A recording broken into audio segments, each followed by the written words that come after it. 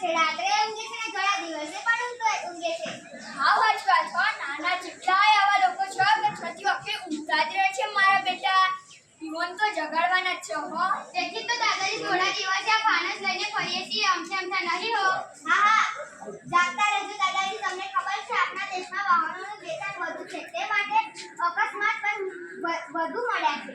હા આ તારો બાપો કદાચ પહેલો જાગી ગયો હોત ને તો આજે આપણી હાથે હોત. હા દાદાજીએ બધાને સમજણ માટે જગાડવા છે. હા દાદાજી, તેમને ધૂમ બાઈકનો બહુ શોખ હતો ને તે તમે લઈ આપ્યું ને પછી તો જાણે પપ્પા હવામાં ઉડવા લાગ્યા, ખરું ને? એ તું મજાની લાઈમો એની જિંદગીની અકાળે દૂર થઈ ગઈ દૂર. દાદા મને ખબર છે તમે તેમને રોજ કહેતા સંભાળીને જજે, હેલ્મેટ પહેરજે. હા કહેતાની બહુ ફાસ્ટ ના જતો, ધ્યાન રાખજે, રેસ ના લગાવતો. ઓ ભગવાન, મને તો બધી ખબર છે કે હારો હેલ્મેટ ને મોટું ભાર ગણતો છે તારે પહેરવાનો નીકળ્યો ને અમથો વહેલો માર ભગવાન. આ તારે દાદાને પોલિયાની આખા તને ડુંગા જ્યાં પછેરી ઓડાડી બાપ બાઈક લઈને હીરો થઈને ફરું ને તું લાટ સાબ ને તો થઈ જુ બધું જીરો નાના ભાઈ પણ તો વાગે ચડાડી ઉડે. બાબો જો એ દિવસ પપ્પાએ હેલ્મેટ પહેર્યું હોત જો ને તો પપ્પા આજે સાત રાત ઘરમાં ફોટો બની લટકી ન રહે. તો આ એક્સિડન્ટમાં આપણે બધાના સપનાનો મહેલ હોય ભેગો થઈ ગયો.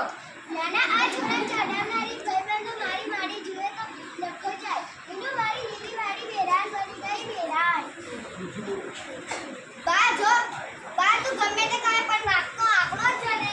હો ભાઈ, ગાડી છૂટી ગયા પછી આ પ્રશ્ન શું પડી ગયો? તમે ચોણી જોઈ કરો કાઈ દો અને હવે ચેન કેટલો જરા ખેતરે જઈ આવું. બા જો કર્યા છે કરતે પ્યારો હેલ્મેટ से कैसे करे इनकार.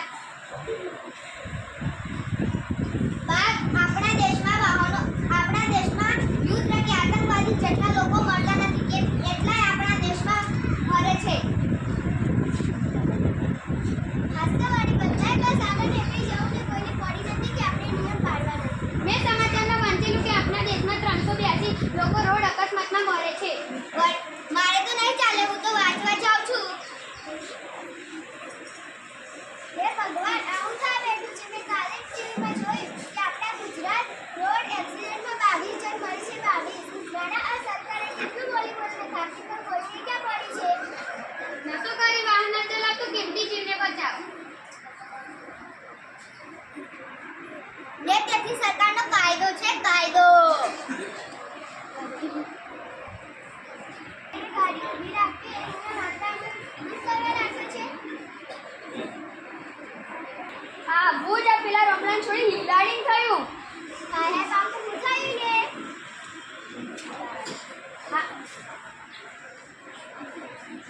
હા ટ્રાફિકના નિયમો પાડ. હા એને તો એકલા ચલાવતા મોબાઈલ પર વાતો કરવાનો બહુ શોખ છે ને. હા એ તો ફોન થોડી પેલા ખટાઈને બચકાઈ પડ્યું.